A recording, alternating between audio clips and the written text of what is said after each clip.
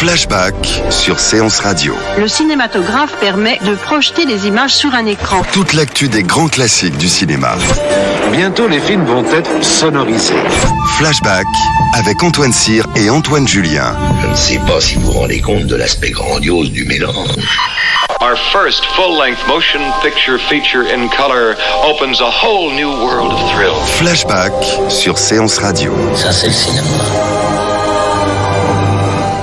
Bienvenue dans Flashback, votre émission sur les classiques du cinéma. Au programme, la rétrospective Brian De Palma à la Cinémathèque française, que nous évoquerons en compagnie de Laurent Vachaud, co-auteur des entretiens avec Brian De Palma, sans oublier les autres événements et les ressorties du mois de juin. Nous avons eu le privilège de rencontrer la réalisatrice Diane Curis, l'invitée de Flashback, à l'occasion de la ressortie dans les salles de Cocktail Molotov et de l'édition DVD d'Un homme amoureux. Enfin, pour célébrer comme il se doit les 50 ans de 2001, l'Odyssée de l'espace, nous allons nous replonger dans l'aventure du tournage du chef-d'œuvre de Stanley Kubrick. Et tout de suite, on parle des ressorties.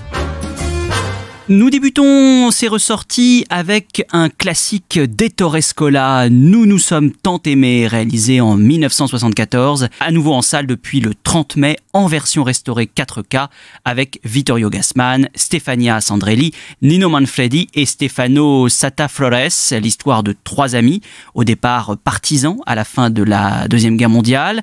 Nicolas, modeste professeur, a été renvoyé pour avoir exprimé des idées jugées subversives et vivote à Rome comme critique de cinéma. Gianni, lui, est avocat stagiaire, il va finir par épouser la fille d'un homme d'affaires, et Antonio, syndicaliste, qui lui est resté brancardier que sa femme trompe avec les deux autres. Le film peut se résumer à cette réplique lancée par l'un des protagonistes: nous voulions changer le monde, mais c'est le monde qui nous a changé. C'est un film bilan pour Ettore Scola, une chronique sur 3 décennies, à la fois lucide et désenchantée.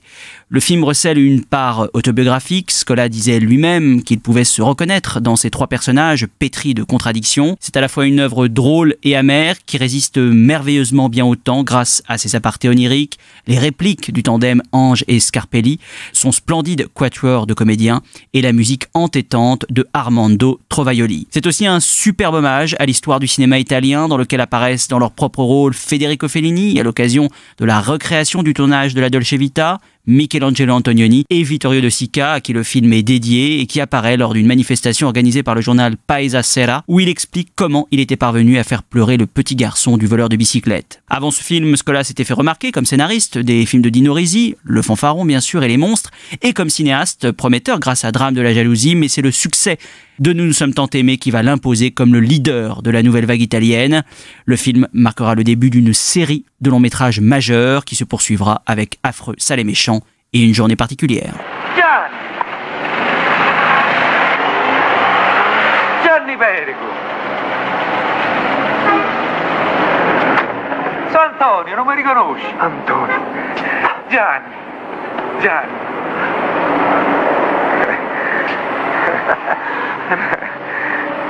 Ma quanti anni sono passati? Da quando ci menammo, sotto la pioggia, ti ricordi? E come no?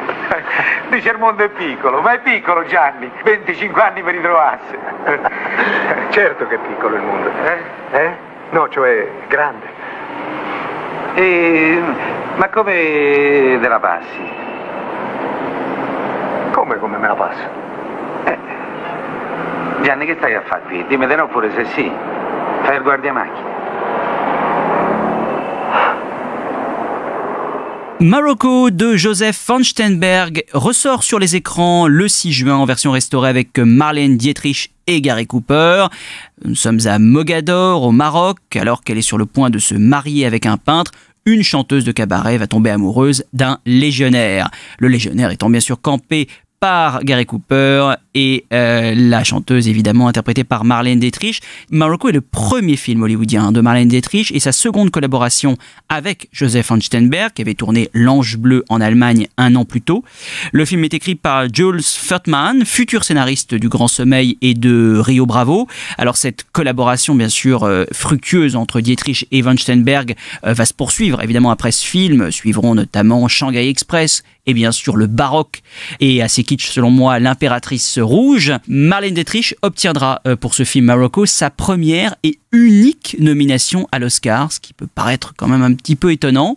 Et le film demeure célèbre par et pour Marlène Dietrich, qui scandalisait les bonnes mœurs en embrassant une femme sur la bouche et en portant un smoking d'homme et un chapeau, qui évidemment avait fait beaucoup fait parler à l'époque, et aussi pour ce plan final fascinant dans lequel la star s'enfonce dans le désert, rejoignant la troupe des femmes soldats qui accompagnent le régiment de Gary Cooper. Changement de registre avec Le Spécialiste de Sergio Corbucci, réalisé en 1969 avec Johnny Hallyday, Françoise Fabian et Sylvie Fenech, qui ressort en version restaurée 4K le 13 juin.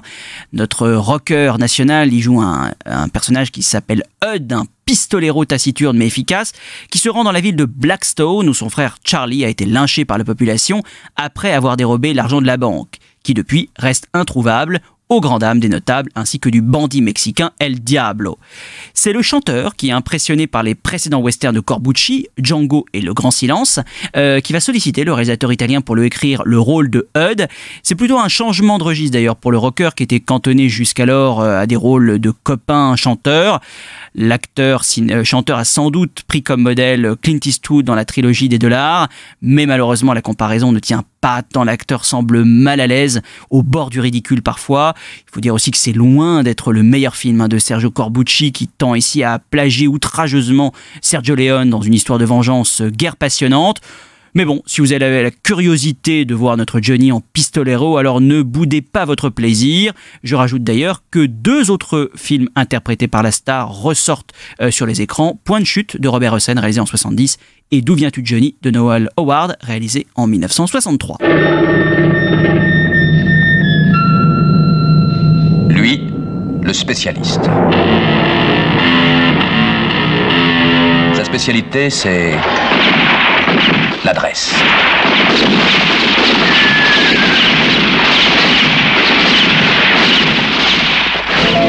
Elle, c'est la féminité.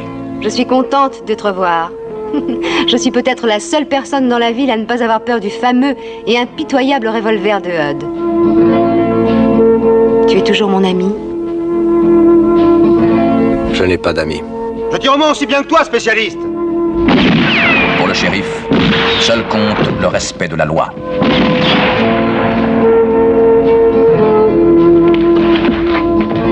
Si je voulais, je pourrais te tuer. Mais je veux te voir ramper comme un ver. Je suis là, shérif. Comment as-tu fait? Secret du métier. Elle, c'est la pureté. Qu'est-ce que vous venez chercher ici? Je vous dis que mon père n'est pas là. Je vous interdis d'entrer. Mais qu'est-ce que vous voulez? Qui êtes-vous?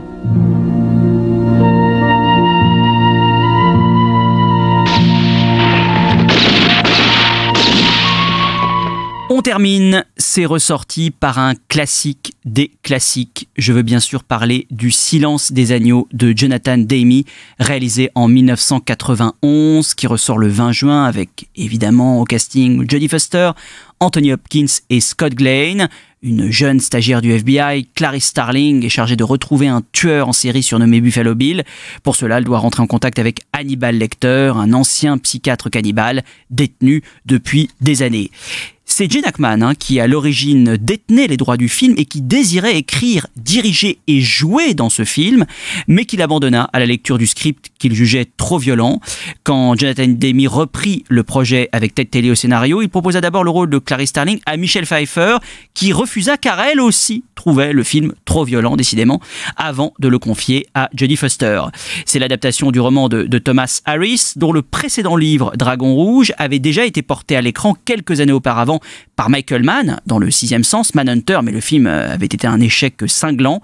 Un destin bien sûr radicalement différent pour Le Silence des agneaux, lauréat des 5 Oscars majeurs, meilleur film, réalisateur, acteur, actrice et scénario, égalant ainsi Vol au-dessus d'un nid de coucou et New York, Miami. Lorsque l'agent d'Anthony Hopkins envoya un scénario intitulé Le Silence des agneaux, l'acteur crut d'abord qu'il s'agissait d'un film pour enfants. Heureusement, il a un peu mieux regardé, il s'est rendu compte qu'il s'agissait là d'un rôle évidemment et d'un scénario majeur. Rappelons que le rôle fut proposé successivement à John Hurt, Christopher Lloyd, Dustin Hoffman, Patrick Stewart, Robert Duvall, Jack Nicholson, Robert De Niro et Jeremy Irons, qui déclinèrent les uns après les autres. La voix que prend Anthony Hopkins dans le film est, dixit l'acteur, un mélange de Truman Capote et de Katharine Hepburn. Il reste à jamais l'un des personnages les plus terrifiants de l'histoire du cinéma. Mise en scène au cordeau, rythme haletant, atmosphère glaçante, interprétation époustouflante, suspense insoutenable. Tout concourt à faire du Silence des agneaux un classique impérissable. Oh, Agent Starling, you think you can dissect me with this blunt little tool? No. I thought that your knowledge... You're so ambitious, aren't you? Do you know what you look like to me with your good bag and your cheap shoes? You look like a rube. A well-scrubbed, hustling rube with a little taste. Good nutrition's given you some length of bone, but you're not more than one generation from poor white trash, are you, Agent Starling? And that accent you've tried so desperately to shed, pure West Virginia. What does your father do? Is he a coal miner? Does he stink of the land? You know how quickly the boys found you, all those tedious, sticky fumblings in the backseats of cars, while you could only dream of getting out, getting anywhere, getting all the way to the end.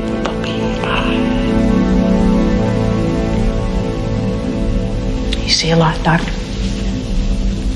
But are you strong enough to point that high-powered perception at yourself? What about it? Why don't you look at yourself and write down what you see? Maybe you're afraid to.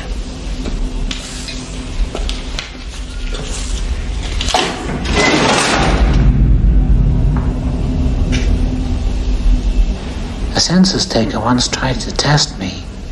I ate his liver with some fava beans and a nice Chianti.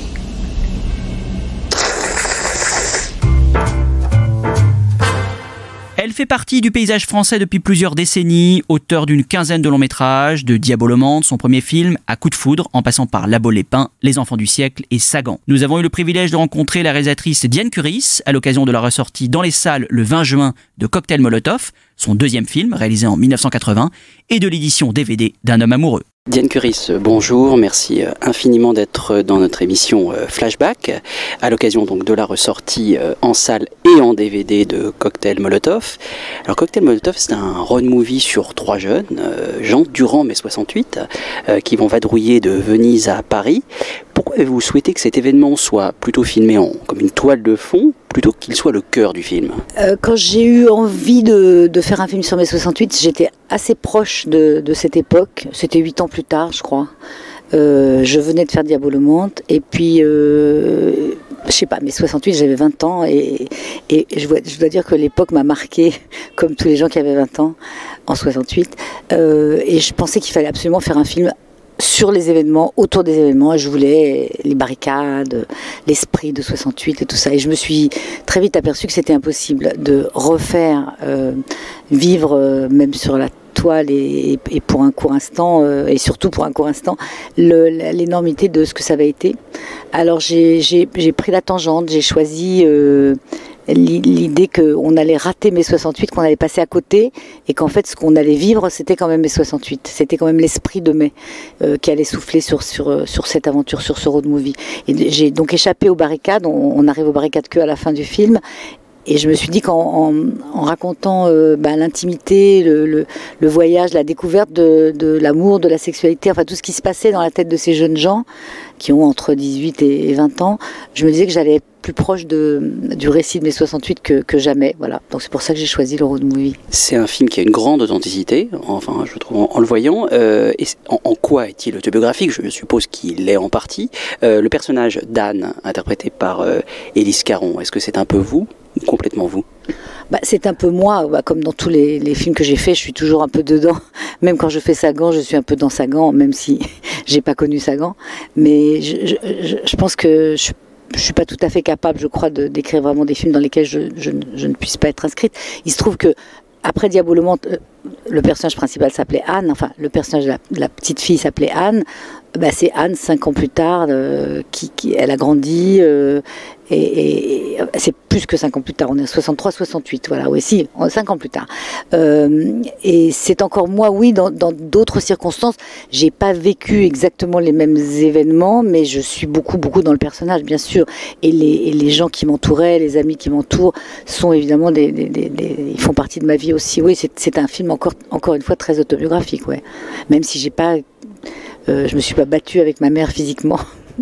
Ce qui est intéressant dans le film, c'est qu'il y a des moments, des rencontres que font les trois personnages, et il y en a une en particulier avec un policier qui raconte comment il a vécu les événements et la violence des événements. C'est une des scènes les plus fortes du film.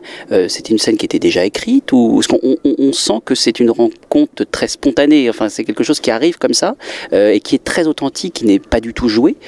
C'était quelque chose qui était totalement prévu au scénario. Ah oui, c'est totalement écrit, la scène est totalement écrite, un peu comme j'avais raconté, j'avais fait faire le récit de Charonne, de la manifestation de Charonne par Corinne Dacla dans Diabolo, et c'était un moment d'une grande intensité. J'ai eu envie de faire parler un CRS,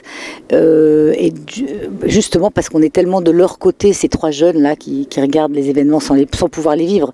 Ils les lisent dans les journaux, ils les écoutent à la radio, ils ont qu'une hâte, c'est de remonter à Paris, et ils sont bloqués par les grèves, donc ils courent vers les barricades, ils remontent doucement, très lentement, et avec beaucoup de difficultés vers Paris. Et j'ai eu envie, oui, de faire parler un CRS. Je crois que j'ai dû lire des Paris Match et des interviews, et je me suis un peu documentée, comme je l'avais fait pour Diabolo d'ailleurs.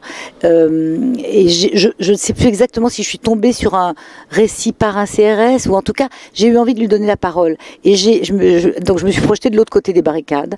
C'est Marco Perrin, c'est un acteur, hein, il joue un texte appris, c'est pas du tout improvisé, il est juste très bon. Et il était merveilleux. Et la scène est particulièrement longue. Alors là, quand j'ai revu le film il n'y a pas longtemps, quand je l'ai numérisé, je trouvais que c'était quand même un peu long. Je me suis dit, quand même, t'exagères. C'est une scène qui dure, je sais pas, presque 5 minutes. Enfin, je sais pas, elle est très très longue. Et en même temps, en effet, c'est une scène qui est marquante parce que on n'entend jamais parler, surtout à cette époque, enfin, un CRS qui dit sa vérité, qui dit il est à moitié fou, il est devenu à moitié fou, le pauvre. Il a vécu un vrai traumatisme, de la même façon que, et c'est lui pourtant qui était chargé de taper sur les jeunes. Enfin, voilà, j'ai bien aimé faire cette scène, mais tout le film est comme ça, c'est une succession de rencontres avec des gens de la société, quoi. Il y a un couple de bourgeois, il y a ce petit étudiant d'un lycée technique, il y a son père qui est flic, il y a un routier en grève, enfin, ou qui va être bloqué par les grèves, etc., etc. C'est plein de rencontres, et en même temps ils vont à la rencontre d'eux-mêmes, ils vont à la rencontre de leur jeunesse, quoi. Voilà, ils sont. Moi j'ai été frappée en revoyant le film, donc. En effet, je l'avais pas vu depuis toutes ces années. Parler d'authenticité, oui, je trouve que il est vraiment l'esprit. Enfin, et dans le dialogue, et dans les costumes, et dans la façon de se comporter, je trouve qu'il correspond vraiment à ce qu'on était. Pas tous, hein, mais beaucoup de gens en 68. Alors là, c'est l'année de la commémoration, de la célébration des 50 ans. Ça fait bizarre parce que ça a passé comme je sais pas. 2 ans, mais dans tout ce qu'on voyait de documents, d'interviews, les AG, les manifestations, etc., je trouvais que l'esprit y était, mais là j'ai l'impression que parce que c'était une fiction, c'est vraiment, il n'y a pas eu beaucoup de fiction sur 68, il y en a eu très très peu. Il y a eu La Carapate, il y a eu ce récent film de Bertolucci, il y en a eu peu. Et je trouvais que celui-là, bizarrement, parce que j'étais encore dans cet âge-là, et que je m'étais souvenue de tout, je pense qu'il est assez proche vraiment de la vérité de cet événement culturel, plus que politique, de cet événement sociétal, on va dire. Ouais. On aurait dû parier, j'étais con, je crois. Tu crois qu'elle nous a vus? J'en sais rien, t'as qu'à y aller, comme ça elle va te voir. Vas-y. Qu'est-ce que t'attends, là? Vas-y. Tu crois vraiment que je suis pas capable? Non, j'ai jamais dit que t'étais pas capable, j'ai dit que tu le ferais pas, c'est pas pareil. Finalement, peut-être que t'es pas capable, j'en sais rien. Ça tombe mal, on se retrouve dehors. Tu arrêtes tes conneries.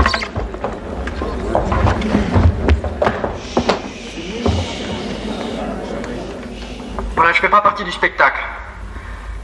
Je m'appelle Frédéric et j'aime une fille qui s'appelle Anne. Elle est là. Et elle aussi, elle m'aime. L'histoire, c'est ça. Frédéric aime Anne. Et Anne aime Frédéric, seulement voilà, ils n'ont pas le droit de s'aimer, c'est défendu. Je sais pas très bien pourquoi je suis monté sur cette scène, mais... Ah ben t'as qu'à descendre, ouais. Mais ce que je voudrais vous dire, et je crois qu'il me reste plus beaucoup de temps, c'est qu'il y a des jours où on sait pas quoi faire. Laissez-moi, foutez-moi la tête.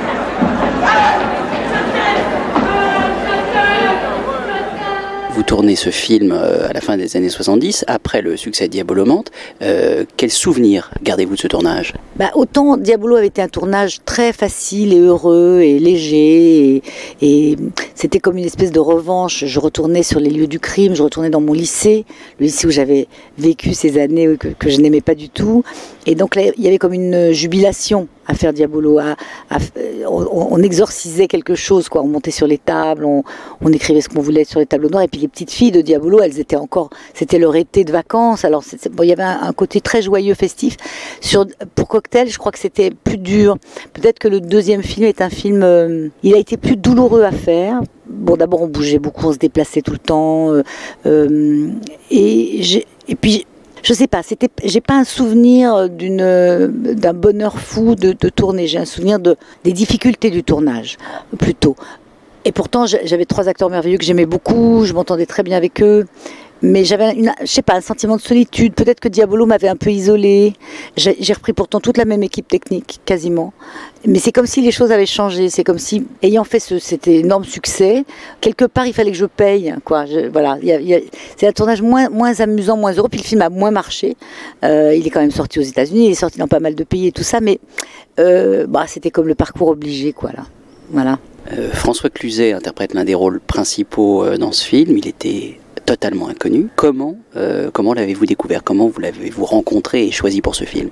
Je l'ai vu dans un café-théâtre jouer une pièce de Jean Genet qui s'appelait Haute Surveillance, et il était absolument formidable. Et donc je l'ai vu et j'ai dit je vais écrire pour lui. Et j'avais pas encore écrit le scénario. Je crois que j'étais dans le début de l'écriture. Et il m'a inspiré vraiment j'ai senti que cet acteur avait quelque chose de très naturel, en même temps de très profond, de très écorché. Enfin bon, il était vraiment intéressant. Et alors, évidemment, après Diabolo, on lui a promis une carrière à la Dustin Hoffman immédiate, qui n'est pas arrivée. Donc il a dû en vouloir au film et m'en vouloir quelque part, je présume, parce qu'il était vraiment la petite révélation du film. Et il était formidable. En effet, il est charmant, il est drôle, il joue bien. Enfin bon, il est tout ce qu'il va devenir, quoi. Mais je l'ai repéré comme ça au café-théâtre. Tout bêtement. Et dans le film, dans des rôles un peu plus secondaires, vous avez repéré aussi une génération qui arrive à ce moment-là. On croise dans le film Christian Clavier, Patrick Chenet. C'est intéressant de le revoir avec le recul. C'est toute une génération qui arrive à ce moment-là.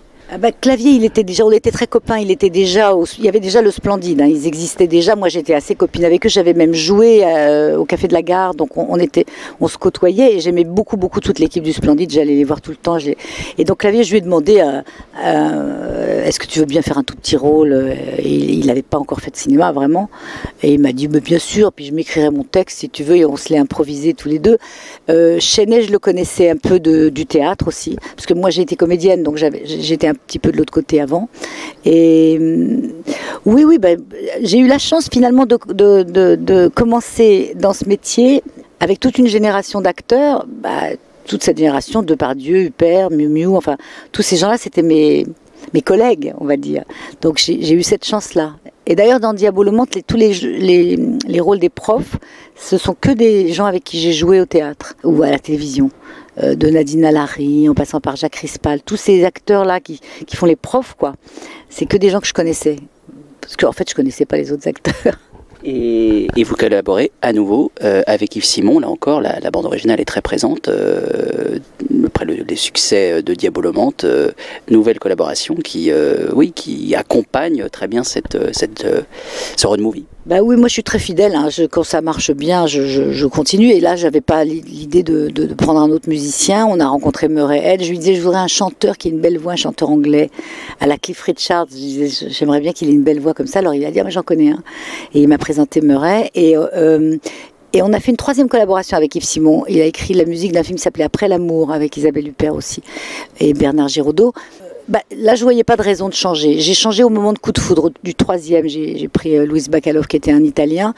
parce que c'était une musique plus orchestrée. Mais là, je voulais des petites musiques un peu simples, un peu au piano ou à la guitare. Je voulais des choses très comme ça de l'époque, quoi. Je voulais qu'on reste vraiment dans la période. Et c'est une collaboration. On est restés amis toute notre vie, hein. Et après Coup de foudre, donc le film suivant, vous réalisez en 87 Un homme amoureux qui vient de sortir en DVD. Et là, on est à l'exact opposé de Cocktail Molotov, puisque là, il s'agit d'une histoire passionnée entre un acteur américain et une jeune italienne dans les décors de Cinecittà, dans un cinéma très romanesque, avec des stars internationales, hein, Peter Coyote, Greta Scacchi, qui à l'époque était quand même une actrice très, très connue, tournée en anglais avec des techniciens de haut vol. Je revoyais le casting, Georges Delory, Dean Tavoularis. C'est pour ceux qui connaissent un peu les techniciens de cinéma, c'est des très grands noms. C'était un vrai changement de registre pour vous. J'avais envie, après Coup de foudre, qui a eu un certain succès aux États-Unis, il a eu plus de succès d'ailleurs aux États-Unis qu'en France, puisqu'il a été nommé aux Oscars du meilleur film étranger, etc. Donc il est resté 1 an à l'affiche à New York, je crois. Donc tout à coup, je suis devenue un petit peu la petite coqueluche aux États-Unis. Alors on m'a proposé des sujets là-bas et finalement j'ai passé au miroir aux alouettes, mais faire un film en anglais me plaisait. L'idée d'ouvrir à l'international, ça me plaisait. Je disais, ah tiens, ça serait bien quand même, je parle bien anglais. À l'époque, je parlais moins bien qu'aujourd'hui quand même. Et j'ai eu l'idée de faire ce film, alors je leur ai proposé, ils me demandaient des sujets. Alors un jour, j'ai rencontré tous les studios après Coup de foudre, vraiment. Et ils m'ont dit, est-ce que vous n'avez pas une idée? J'ai dit, j'ai une histoire d'amour là qui me plairait bien. Et j'ai fait un contrat, ils m'ont fait un contrat, c'était Warner. Et ils m'ont dit, écrivez-le pour nous, voilà, on va vous donner un producteur. Bon, et puis j'ai écrit, et puis le producteur m'a dit, mais j'aime pas tellement l'histoire, je trouve que tu devrais faire ci, tu devrais faire ça. Puis j'étais à l'époque très, sûre de moi, quoi. Je disais, mais non, mais le film que je veux faire, c'est celui-là, c'est mon histoire, c'est aussi très autobiographique, même si ça se voit moins. Mais j'ai tourné à Cinecittà quand j'étais comédienne et j'ai pas voulu céder, donc j'ai dit allez, rendez-moi le scénario. Donc on a dû leur racheter, et ici c'est Michel Sédou à l'époque avec Camera One qui leur a racheté le scénario, et on l'a fait avec tous ces ingrédients, ces éléments, ces techniciens incroyables et ces acteurs incroyables. Il y avait Jamie Lee Curtis que vous n'avez pas cité, et Claudia Cardinal. Oui, c'était une aventure alors assez fantastique celle-là, parce que Cinecittà, parce que Fellini tournait Intervista sur les plateaux, et dans les allées du studio en même temps que nous. Et le film, les techniciens à Cinecittà, ils l'appelaient le film de Tavoularis, parce que moi j'étais pas du tout connue. Mais lui, par contre, il était le décorateur de Coppola. Et d'ailleurs un jour, j'arrive sur le tournage à Cinecittà et je dis, oh là, il y a un type qui ressemble à Coppola, c'est incroyable. Évidemment, c'était lui qui venait voir son ami Tavoularis, qui est resté 3 jours avec nous, à nous donner des conseils, comme le parrain. Et non, c'était une belle aventure, cet homme amoureux. Et puis il est sorti, il est allé à Cannes, il a fait l'ouverture du 40e festival, etc. Non, c'était un beau... et pas si différent et pas si loin de l'autobiographie. Il est aussi très personnel, le film. Mais disons qu'il est plus ambitieux parce que tout à coup, il y a un peu plus d'argent et il y a un peu plus de... Oui, il y a un peu plus de cinéma, on va dire. Tu crois vraiment qu'on peut aimer plusieurs personnes à la fois? J'en suis sûr. Moi, je crois qu'aimer plusieurs personnes à la fois, c'est les trahir toutes. Tu vas me quitter? Je déteste qu'on se foute de ma gueule.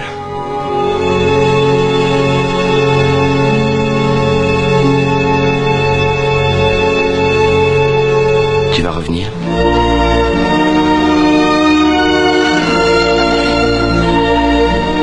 Si tu crois que tu n'aimes qu'une personne à la fois, c'est toi que tu trahis.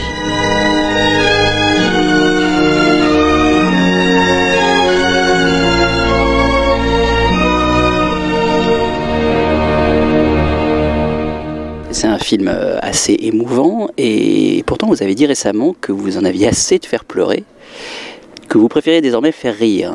C'est pas pourtant exaltant d'avoir le pouvoir d'émouvoir le spectateur? Si, mais je me suis rendu compte, par exemple, avec le prochain film, celui que je viens de terminer, je viens de tourner un film avec Fanny Ardant, et qui s'appelle Ma mère est folle, et son fils, ce sera Vianney, qui va jouer son premier rôle, et qui est épatant, vraiment formidable. Et je me suis rendu compte que ce que j'aimais, alors au fond, c'est peut-être faire rire et pleurer. Et du coup, ce film-là, il est comme ça. C'est-à-dire, Fanny, elle est... je parle de ce film-là parce que je viens de terminer il y a 2 semaines le tournage.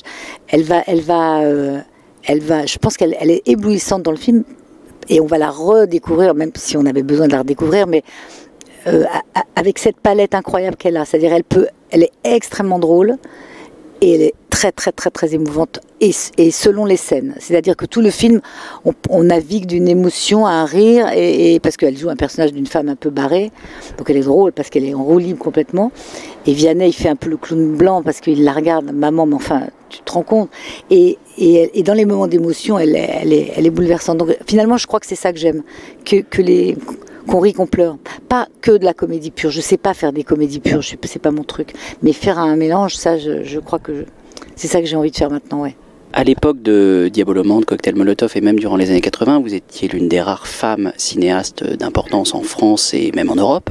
C'est une situation qui a changé. Le métier aujourd'hui est de plus en plus, le métier de cinéaste est de plus en plus pris d'assaut par les femmes et c'est tant mieux et les choses changent, mais comment voyez-vous cette évolution des femmes cinéastes sur ces 20-30 dernières années? Moi j'ai toujours été très hostile à l'étiquette film de femme. J'ai jamais voulu qu'on me colle cette étiquette. Alors à tort ou à raison, je trouve très bien que des femmes fassent du cinéma, mais comme des petits, des gros, des roux, des blancs, des noirs. On est cinéaste, on est bon, on est mauvais, on fait des bons films, on en fait des mauvais quelquefois. Et l'étiquette femme m'a toujours paru suspecte. C'est-à-dire je voulais pas me servir de cette étiquette-là pour que mes films fassent partie de ces festivals, films de femmes. J'avais l'impression que c'était réducteur, que retourner dans un ghetto, ma famille avait été bien des années auparavant, j'ai pas envie d'être enfermée.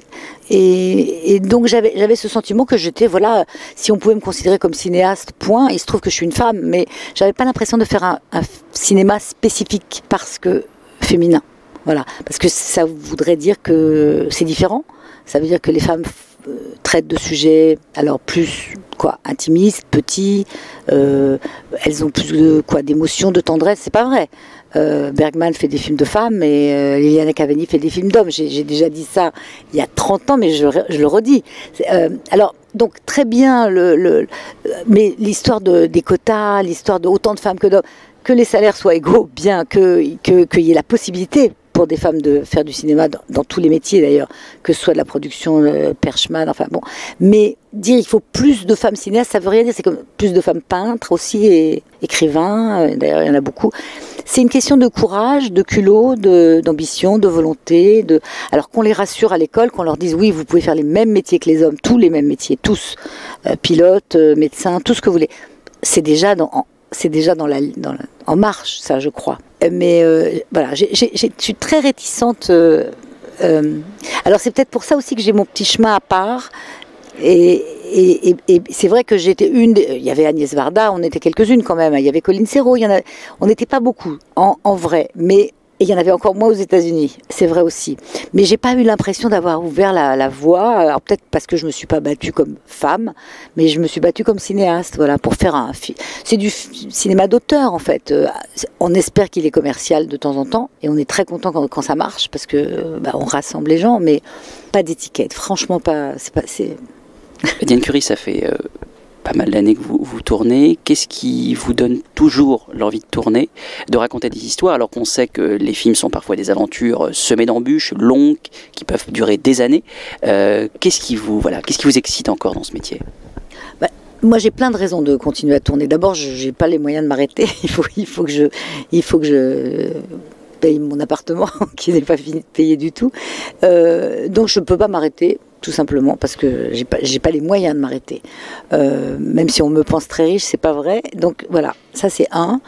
Deux, je trouve que c'est un métier merveilleux, donc je vois pas pourquoi je l'arrêterais. Si on me laisse la possibilité de continuer, je continuerai jusqu'à ce que je puisse plus marcher. Parce que je crois que j'ai découvert vraiment quelque chose que j'aime faire et que je sais faire. Alors je sais pas, quelquefois je me plante, quelquefois je fais mieux, quelquefois je fais moins bien, mais j'aime tous les aspects de ce métier. J'aime la rencontre, j'aime l'écriture, j'aime l'aspect technique. Maintenant, j'aime de plus en plus. Et puis maintenant que j'ai un peu plus de maîtrise, j'ai l'impression que c'est encore plus agréable. Voilà. Il y a eu 2 périodes dans ma vie. Il y a eu la période inconsciente. Je faisais des films sans savoir ce que je faisais. J'apprenais. Donc c'était merveilleux parce que l'inconscience vous donne des ailes, vous prenez des risques, vous faites des films avec des plans interminables ou au contraire très courts, on connaît rien au montage et ça donne quelque chose parce qu'on avait une vision. Et puis quand on a, alors la dernière partie, quand on a un peu plus de confiance et de maîtrise, on sait vers quoi il faut pas aller, c'est plus agréable et c'est plus facile, quoi. On se plante un peu moins. Voilà. Donc je continue à avoir envie de communiquer avec ça, avec ce médium-là. J'ai pas le courage d'écrire des livres. Je laisse ça à mon fils qui a écrit le scénario avec son copain Pietro Caracciolo. Ils m'ont apporté ce scénario. C'est pas moi qui l'ai écrit. Hein. Le dernier film que je viens de faire, c'est pour parler de la carrière. Et là, je viens de faire un film que j'ai pas écrit, justement.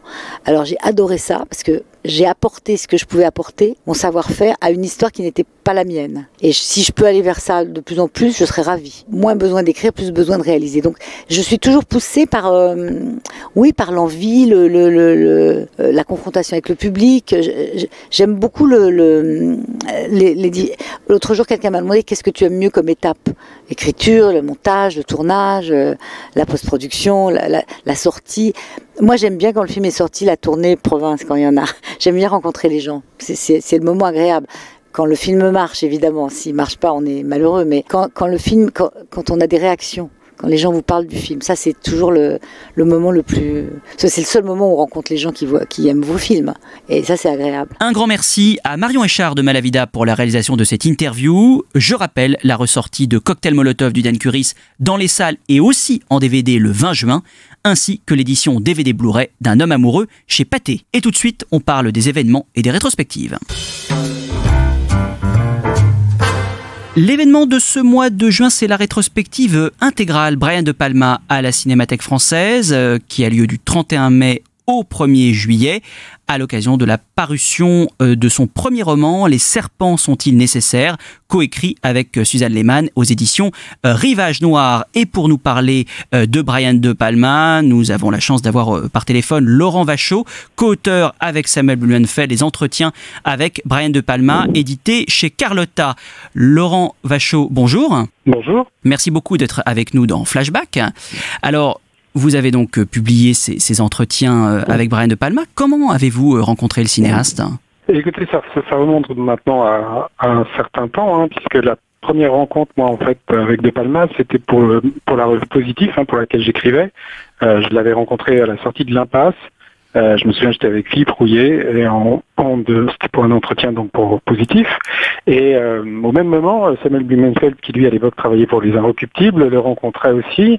Et on avait senti tous les deux qu'il était quand même, qu'il avait des choses qu'il avait l'air de vouloir dire sans forcément avoir le temps. Enfin, puisqu'on parlait que de l'impasse là, nous on avait beaucoup de sujets qu'on aurait eu envie d'aborder avec lui. Il avait l'air tout à fait partant pour les aborder. C'est ça qui nous a fait nous dire, mais si on imaginait un livre, je pense qu'on aurait vraiment matière à beaucoup de sujets à aborder avec lui, et apparemment on sentait qu'il était disposé à parler, alors qu'il avait quand même une réputation de mal léché. Beaucoup de journalistes s'étaient cassés les dents sur lui, mais bon, si il voyait que vous aimiez son œuvre et que vous la connaissiez surtout, et que vous pouviez peut-être lui dire 2-3 choses qu'il n'avait pas entendues ailleurs, on pouvait avoir sa confiance. Donc c'était un peu un challenge qu'on s'était posé, et à partir de là, donc moi je parle d'une époque où en tout cas tout le monde n'avait pas encore Internet, donc pour le joindre c'était assez compliqué. On passait par des gens qui le connaissaient, on envoyait des lettres, on recevait pas de réponse. Enfin, toujours est-il qu'on a réussi à le recoincer à l'époque où il venait faire à Paris le casting de Mission Impossible, puisqu'il voulait des comédiens français pour certains rôles. Et on a donc pu reprendre, enfin plutôt commencer plus exactement, les entretiens pour le livre à ce moment-là. Et ça, c'était donc en 1994. Mais on a vraiment pu terminer le livre des années après. Moi, j'étais allé le voir juste quand il venait de finir Mission Impossible 4-5 jours à Londres, où on avait pu un peu parler de certains films, mais il était vraiment épuisé, je me souviens, parce que c'était quand même après un film qui avait été très fatigant à faire. Et en fait, on est retourné à New York en 1998 après, et donc on l'a perdu de vue quand même pendant presque 3 ans. Et donc c'était là assez problématique, parce qu'on ne savait pas si on allait pouvoir terminer ce bouquin un jour. Entre-temps, on avait trouvé un éditeur, et c'était vraiment c'était un peu l'inconnu. Aujourd'hui, ça fait sourire parce qu'il est très disponible. Enfin, on le voit venir des rétrospectives. Mais c'était pas comme ça, il y a 20-25 ans. Alors, ce qu'on découvre dans votre livre, c'est, ça, j'aimerais bien que vous nous en parliez, et ce n'est pas forcément évident quand on connaît pas bien Brian De Palma, c'est la part autobiographique dans ces films. Comment elle se révèle en fait cette part autobiographique dans la filmographie de Brian De Palma? Il se trouve en fait nous que d'abord en France, en tout cas, on connaissait presque rien de sa vie familiale, privée, parce que c'est pas quelqu'un qui en parle. Et moi, il se trouve que j'avais lu, et Samuel aussi, un livre qui s'appelait The Devil's Candy, qui n'était pas traduit en français, mais qui était consacré au tournage du Bûcher des Vanités, et qui avait été écrit par une amie journaliste à lui, et qui avait en fait suivi tout le tournage du Bûcher des Vanités, et raconté un petit peu tous les problèmes qu'il avait rencontrés. Le tournage avait été quand même assez problématique et le film a été une catastrophe commerciale. Et là, il y avait des éléments de biographie qui livrait et que moi, en tout cas, je n'avais jamais entendu avant. Et c'est là où on a vu qu'il y avait quand même qui suivait son père, quand son père allait voir ses maîtresses, enfin des choses qui nous semblaient quand même très proches de certains de ces personnages, comme le personnage de Peter Miller qui est joué par Keith Gordon dans Pulsion, une espèce de petit scientifique comme ça qui construit des machines pour espionner, pour filmer. Il avait fait lui ça quand il suivait son père. Et dans le film, on voit que Peter Miller construit une espèce de caméra pour filmer le cabinet du docteur Elliot pour savoir qui est la tueuse qui est parmi ses patientes. Donc ça nous paraissait quelque chose d'un angle intéressant pour De Palma parce que c'était un cinéaste dont on parlait souvent comme un cinéaste dérivatif qui faisait des films inspirés des œuvres des autres cinéastes, Hitchcock, Howard Hawks. Donc il y avait bien sûr cette dimension-là, mais qui nous apparaissait quand même aussi très relative parce que l'influence d'Hitchcock sur De Palma, en tout cas ouverte, ça concerne 5 films à peu près, pas beaucoup plus. Et cette dimension autobiographique nous paraissait quand même vraiment importante et en tout cas à explorer. Et c'était un des axes qu'on voulait avoir pour ce livre d'entretien. Alors, de prendre la dimension autobiographique de cette œuvre. Brian De Palma est sans doute un des cinéastes qu'on pourrait qualifié vraiment de maniériste, ce n'est pas du tout péjoratif, c'est un terme, je pense, qui convient assez bien à sa façon de faire, sa façon de filmer, où il multiplie les ralentis, les split screen, la caméra subjective, où c'est vrai, certains adorateurs du cinéaste en France, ils sont quand même assez nombreux, disent même que la mise en scène devient presque le sujet de ces films, on en oublie l'histoire. Est-ce que vous rejoignez, vous êtes un admirateur total de ça ou parfois, oui, cette mise en scène qui devient presque un sujet d'étude devient presque étouffante et un peu excessive? Moi, je trouve qu'il y a des films qui se prêtent effectivement à ça, notamment beaucoup des films de la période inspirés par les films Hitchcock, mais il y a d'autres films qui sont au contraire avec une mise en scène très documentaire, presque nouvelle vague. Quand vous voyez ces films des années 60 comme Greetings, I'm Home, c'est au contraire pas du tout. Il y a quelques effets de style, des accélérés, mais on sent que l'influence c'est plus les films de Richard Lester, la nouvelle vague française. C'est pas du tout le maniérisme qu'on a pu voir apparaître à partir de Fleur de sang ou Blowout. Pulsion, vous voyez, ce côté-là qui peut faire penser aussi à certains films de Dario Argento, qui avait un peu cette tendance aussi à travailler le film criminel comme ça avec des grands effets de style. Moi, je trouve toujours chez lui une grande émotivité. C'est ça qui le raccroche à Hitchcock. C'est-à-dire, c'est pas parce qu'il filme des scènes de douche, c'est que ces films sont extrêmement. On sent que c'est un type qui est à fleur de peau. Et cette emphase, justement, des fois, ce goût pour les effets, révèle ça. Et moi, ça me plaît beaucoup. Mais je trouve qu'on l'a souvent trop réduit, en tout cas en France, à quelqu'un qui s'inspirait des films d'Hitchcock. Et c'était quelque chose qu'on voulait aussi relativiser, parce que il y a des tas de films qui n'ont rien à voir avec Hitchcock, et il a des effets de style qui n'ont rien à voir avec le style d'Hitchcock. Par exemple, on parle du ralenti. Trouvez-moi un film d'Hitchcock dans lequel il y a un ralenti. Moi, j'en vois pas. Ou alors il y a un très très faible effet de ralenti dans la maison du docteur Edwards, dans la scène de rêve. mais c'est pas vraiment le ralenti tel que l'emploie De Palma. Donc vous voyez l'écran partagé, le split screen, qui est une de ses figures de style favorites, il y en a pas chez Hitchcock. Donc vous voyez, il y avait plein de choses à relativiser comme ça, et il a un style qui lui est propre, il a une éducation qui lui est propre, il a aussi une sensibilité qui est très différente de celle d'Hitchcock. Il n'y a pas cette notion de culpabilité qu'il y a dans beaucoup de films de Hitchcockiens. Donc ça, c'était vraiment quelque chose qu'il fallait lui faire dire. Pour justement que les gens puissent prendre la mesure d'une œuvre qui n'est pas seulement celle d'un pasticheur ou d'un type qui fait des à la manière d'eux, parce que c'est quand même, surtout aux États-Unis, l'image qu'il a. On dit que c'est un type qui ne sait faire en fait que des imitations de films de grands maîtres.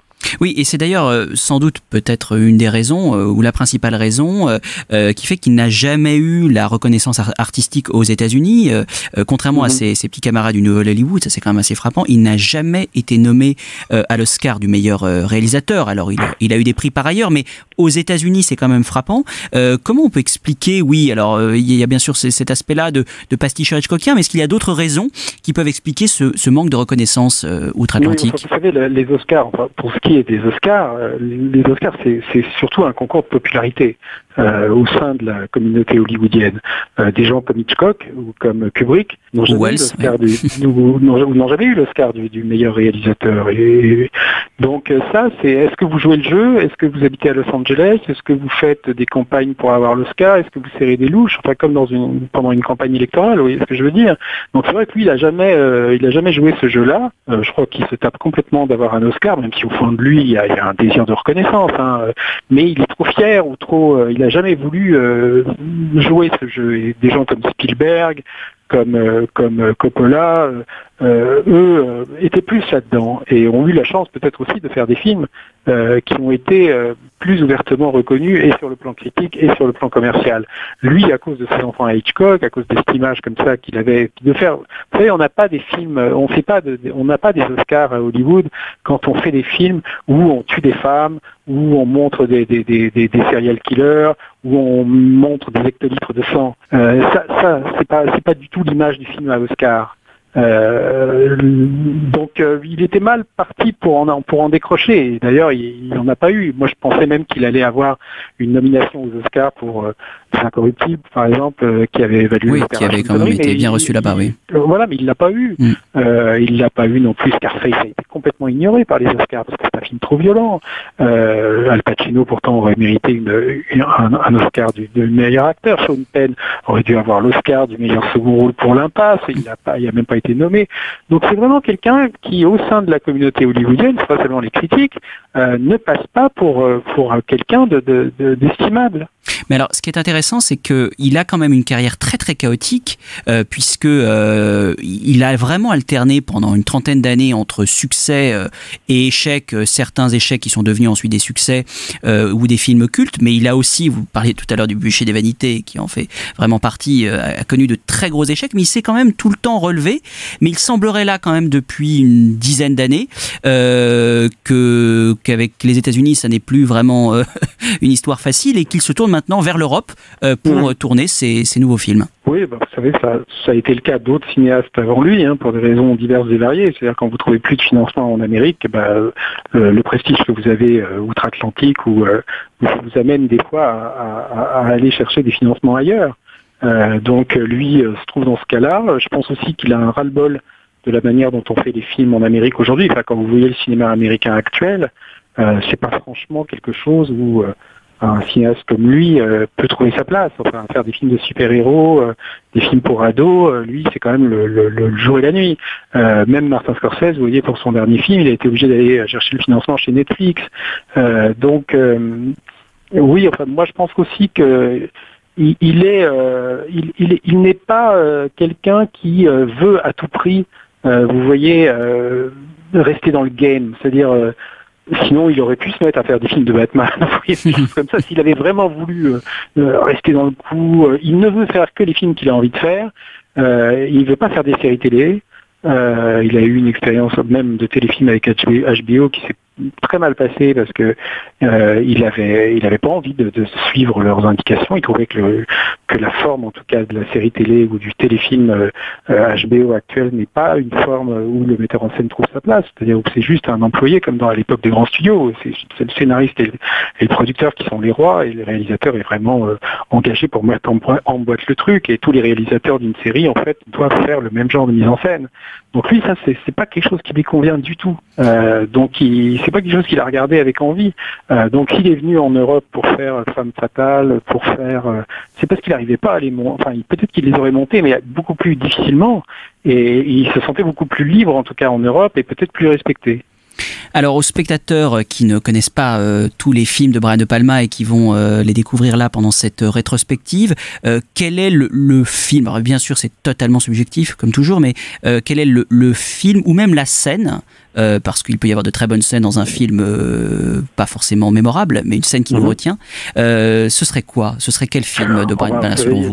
Il y en a vraiment des dizaines, parce que s'il y a un cinéaste du morceau de bravoure, c'est bien De Palma. C'est-à-dire que vous avez énormément de ces films qui sont construits comme ça autour de 4-5 grands moments visuellement époustouflants, et on sent que le film après jette des passerelles entre ces grands moments pour faire exister le film. Après, bon, chacun a ses préférés.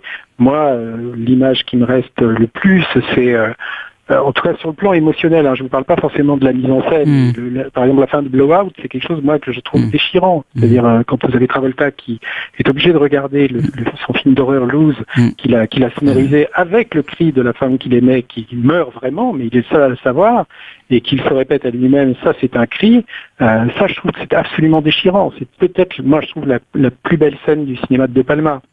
Après, il y en a des dizaines d'autres. La poursuite dans la fin de Carlitos Way, c'est techniquement, émotionnellement, c'est je pense un sommet de son œuvre. Vous avez des tas de scènes de Mission Impossible. Enfin, moi, je pense que le cambriolage à la CIA, c'est très inspiré du film de Jules Dassin, Top Capi, mais c'est quand même extrêmement jouissif. Vous avez la scène de pulsion quand aussi il y a une filature dans le métro avec Nancy Allen, ou la scène du musée quand Angie Dickinson se fait draguer par un homme. C'est purement une scène visuelle avec de la musique, il n'y a pas un dialogue, et c'est là qu'il est très bon. C'est-à-dire que c'est quelqu'un qui sait très très bien se filmer des choses très visuelles en se passant du dialogue.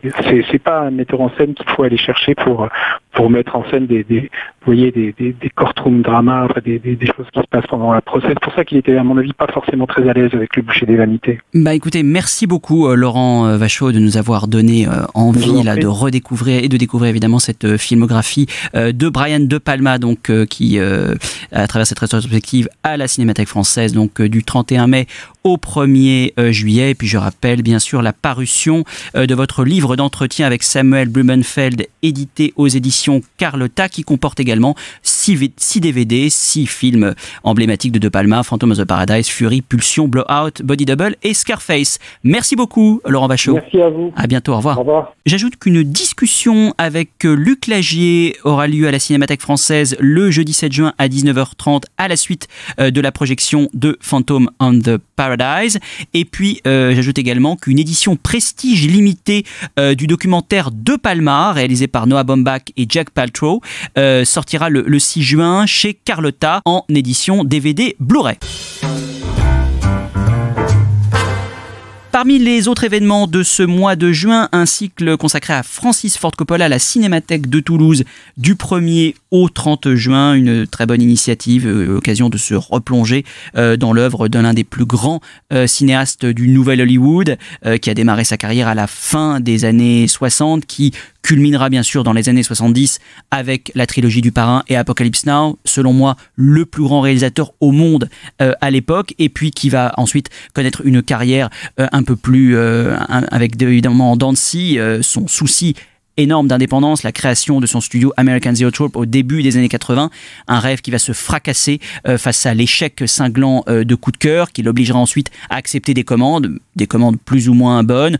Dans les moins bonnes, évidemment, on peut citer le dispensable Peggy Sue s'est mariée, mais dans les évidemment mémorables, citons le Parrain 3, qui à l'origine était une commande pour enflouer son studio American Zoetrope. Donc c'est une très bonne initiative de la Cinémathèque de Toulouse de se replonger dans cette œuvre, au programme d'ailleurs presque tous les films du cinéaste. 2 Conversations secrètes réalisées en 1974, Palme d'Or au Festival de Cannes, à Apocalypse Now en 1979, 2e Palme d'Or au Festival de Cannes, la trilogie du Parrain bien sûr, et puis aussi ses films plus récents, notamment L'Idéaliste, L'Homme sans âge et Tétro. La Fondation Pathé, elle, propose pour clore sa saison un cycle autour des premières images du Maghreb. Et oui, les projecteurs seront plus précisément braqués sur le Maroc, la Tunisie et l'Algérie. La Fondation exhumera les premières images filmées de ces 3 pays d'Afrique du Nord et reviendra ainsi sur le regard pétri de l'idéologie coloniale que l'industrie cinématographique porte sur le Maghreb à l'orée du XXe siècle. Des films donc qui sont extrêmement rares. 2 cinéastes se démarquent cependant par leur regard intime sur le Maroc et la Tunisie. Gabriel Vert, bien sûr, qui fut un des collaborateurs inspirés et évidemment des Frères Lumière, photographe et cinéaste qui dresse un portrait vibrant du Maroc. Et puis Albert Samana Chikli, qui fut le premier et seul cinéaste autochtone tunisien à réaliser des fictions dans son pays natal. Donc une sélection d'œuvres donc à redécouvrir à la Fondation Jérôme Sédou Pathé, avec en ciné-concert au programme donc entre autres Les 5 Gentlemen maudits de Luis Mora, L'Atlantide de Jacques Feder, Yasmina de André Hugon, L'Occident d'Henri Fécourt et Le Bled de Jean Renoir. Enfin, nous terminons cette partie événement rétrospective avec le cycle Cinépop Wiz au Forum des Images qui a lieu du 6 juin au 6 juillet. Un cycle dédié à la musique populaire et surtout à ceux qui la font à travers différents mouvements musicaux, le glam rock, la French touch, le hip-hop ou la pop contemporaine. Un cycle qui proposera au public des leçons de cinéma autour de François de Roubaix, célèbre compositeur des films de Jean-Pierre Melville et de l'Homme Orchestre avec Louis de Funès, qui est présent dans ce cycle, et aussi une leçon de cinéma autour de David Bowie, ainsi qu'une programmation de 70 films, parmi lesquels Barry Lyndon, Christine, Do the Right Thing, Mauvais Sang, Les Aventuriers, Les Griffes de la Nuit, Phantom of the Paradise et le très survolté Sailor et Lula de David Lynch.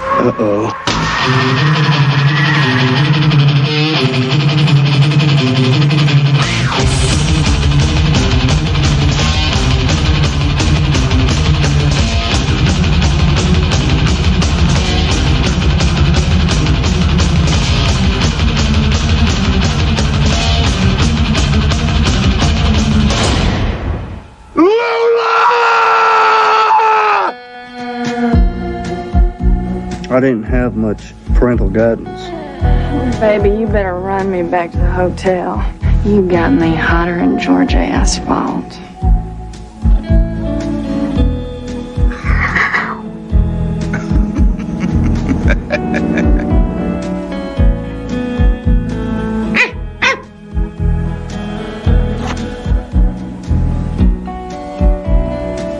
This whole world's wild at heart and weird on top. Dans notre histoire du cinéma, nous revenons sur la genèse de 2001, l'Odyssée de l'espace de Stanley Kubrick, à l'occasion de la ressortie du film le 13 juin en 70 mm et version restaurée 4K. Cannes, 13 mai 2018. Dans la salle de Bussy pleine à craquer, le public attend, fébrile, l'événement de ce 71e festival. La projection en 70 mm de 2001, l'Odyssée de l'espace, dans une nouvelle copie supervisée par Christopher Nolan. À l'entrée de la salle, chaque spectateur reçoit le dossier de presse du film, une reproduction à l'identique de celui distribué en 1968.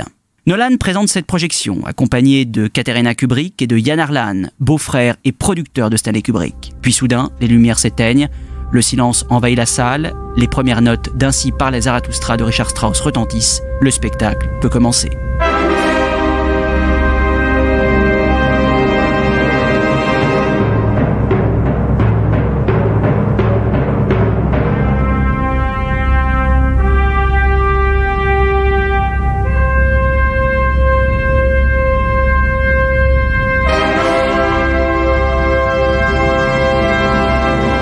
Mais revenons plus de 50 ans en arrière, en 1964. Après le succès de Dr. Folamour, Stanley Kubrick est en quête de nouveaux projets. Il contacte l'écrivain scientifique Arthur C. Clarke et lui demande de collaborer à un film de science-fiction, un genre cantonné jusque-là à des séries B fantaisistes.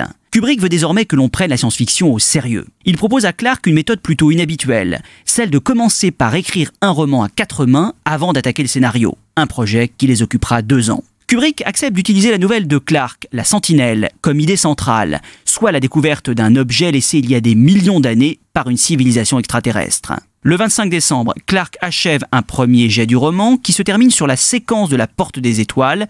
Le roman ne sera publié qu'après la sortie du film. Kubrick parvient à vendre à la MGM l'idée d'un film basé sur cette histoire. Le budget est alors estimé à $6 millions. Au printemps 1965, Kubrick recrute ses acteurs, Kerdula et Gary Lockwood en tête, ainsi que son équipe, soit 35 décorateurs, 20 spécialistes en effets spéciaux, dont le fameux Douglas Trumbull, inventeur du procédé split scan sur la séquence de la Porte des Étoiles, qui devait initialement partir en Angleterre pour 9 mois et qui restera près de 3 ans. Au total, plus d'une centaine de personnes sont engagées. Au studio de la MGM à Boreham Wood, près de Londres, les techniciens s'affairent à construire les décors et à réaliser les maquettes les plus détaillées jamais utilisées dans un long métrage.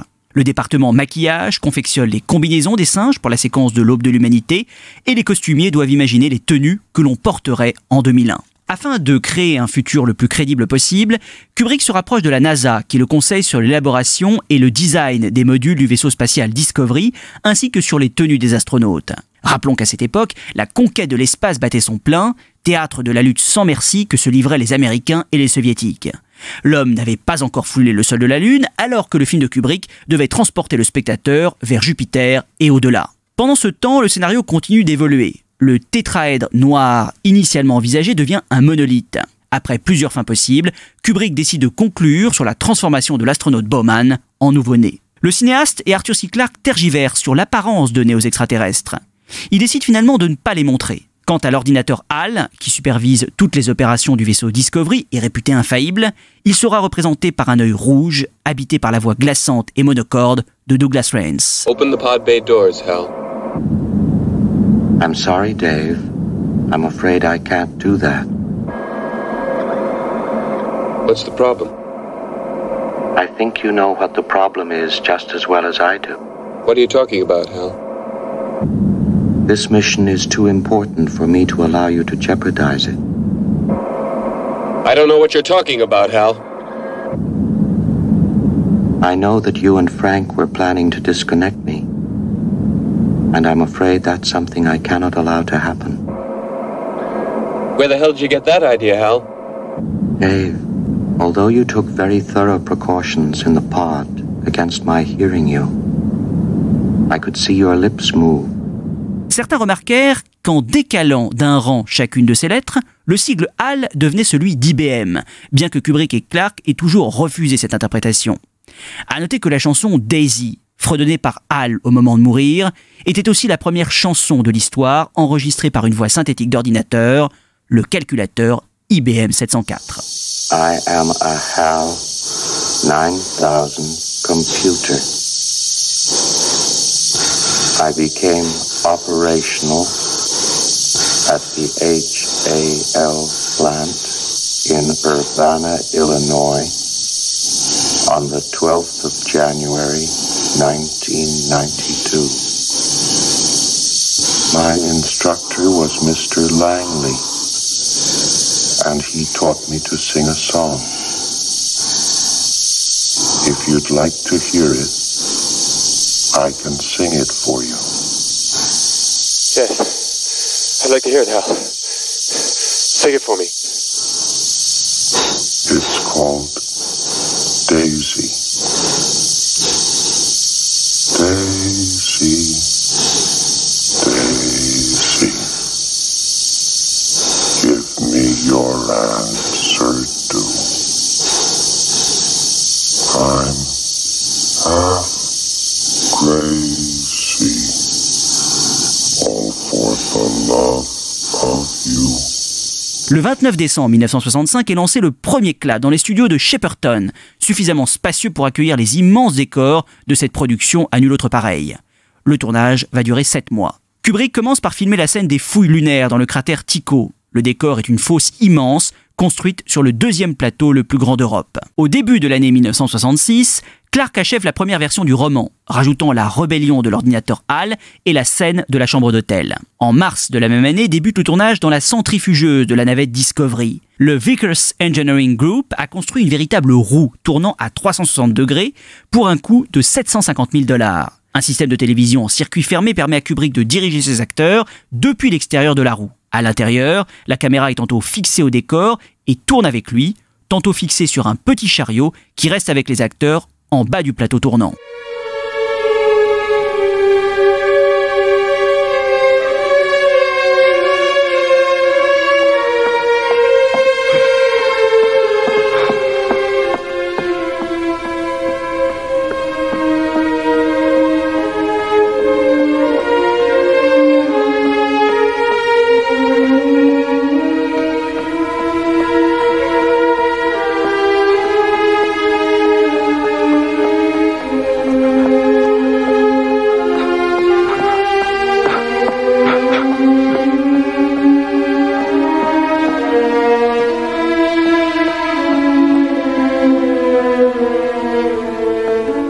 Kubrick, avec son exigence désormais légendaire, tenait absolument à ce que les câbles qui soutenaient les acteurs et les cascadeurs soient parfaitement invisibles lorsque les astronautes sont supposés flotter dans l'espace.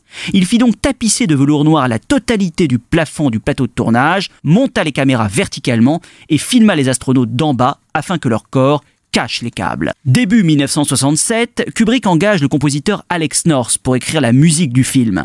North avait déjà collaboré avec Kubrick sur Spartacus. Il lui demanda notamment de composer une valse pour accompagner les scènes de vols spatiaux. Mais le cinéaste en décida autrement et préféra le Beau Danube bleu de Johann Strauss, qui devait à l'origine être une musique provisoire. Pas une note de la musique d'Alex North ne figura dans le montage final, aux grand dames du compositeur.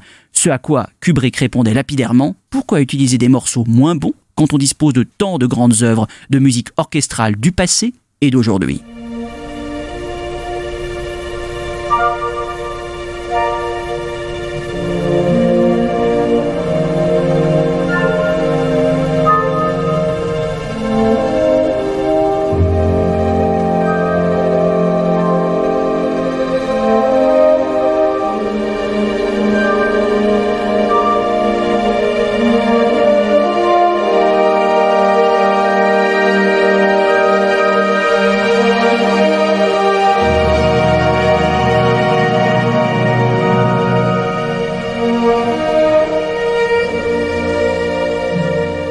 L'année 1967 se poursuit avec la réalisation d'effets spéciaux particulièrement complexes, d'une ampleur inédite pour l'époque. Un travail qui demanda plus de 18 mois d'efforts et coûta 6 millions de dollars sur un budget total de plus de 10 millions. En mars 1968, Kubrick présente une première version du film au cadre de la MGM à Culver City. Il ressort de la projection pour le moins déconcerté face à une œuvre quasi expérimentale, presque sans dialogue.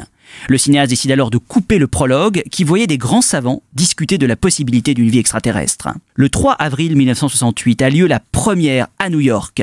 Kubrick coupe encore 19 minutes du film qui durait initialement 2h41, écourtant des scènes de l'aube de l'humanité et de l'astronaute Poole faisant son footing dans Discovery. Le 6 avril 1968 sort la version définitive, avec 16 mois de retard et un dépassement de budget de 4,5 millions de dollars. Les critiques américains n'épargnent pas Kubrick, certains qualifient en 2001 l'Odyssée de l'espace de prétentieux, obscur, trop long, sans direction. Pauline Kael, la redoutable plume de New Yorker, ira même jusqu'à déplorer son manque d'imagination monumentale. 30 jours après le début de son exploitation, le studio s'apprête à le retirer de l'affiche. C'est alors que les salles vont commencer à se remplir. En pleine période psychédélique, la jeune génération voulait vivre à tout prix le trip ultime. Le film resta à l'affiche durant des mois et finit par obtenir un véritable succès. Le film décrocha 4 nominations aux Oscars, mais Kubrick remporta seulement la statuette des meilleurs effets visuels, le seul Oscar de sa carrière. 50 ans après, 2001, l'Odyssée de l'espace garde intact son fascinant mystère. On est toujours sidéré par le tour de force technique, l'utilisation exceptionnelle du son, la respiration de l'astronaute demeurant comme l'une des trouvailles les plus fulgurantes jamais vues sur un écran, et son art inouï de l'ellipse, l'os lancé par le singe, se transformant soudain en une navette spatiale, un raccord devenu emblématique. 2001 fait partie de ces œuvres rares qui résistent à toutes les interprétations, à toutes les théories. D'ailleurs, quand on interrogeait Kubrick sur le sens de son œuvre, il déclarait « Est-ce que vous apprécieriez autant la Joconde aujourd'hui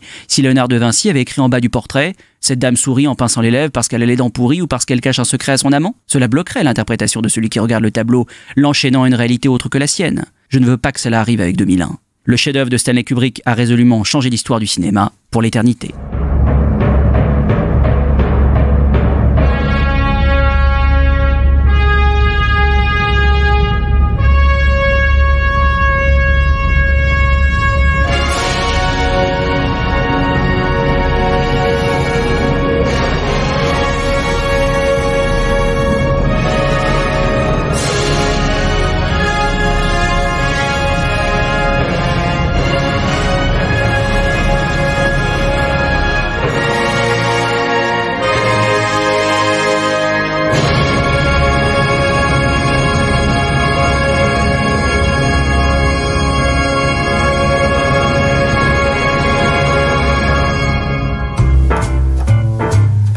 Merci beaucoup de nous avoir suivis. Vous pouvez réécouter l'émission en podcast sur SoundCloud, iTunes et toutes les applications podcast. Nous vous donnons rendez-vous le lundi 2 juillet pour une nouvelle émission. À très bientôt sur Séance Radio.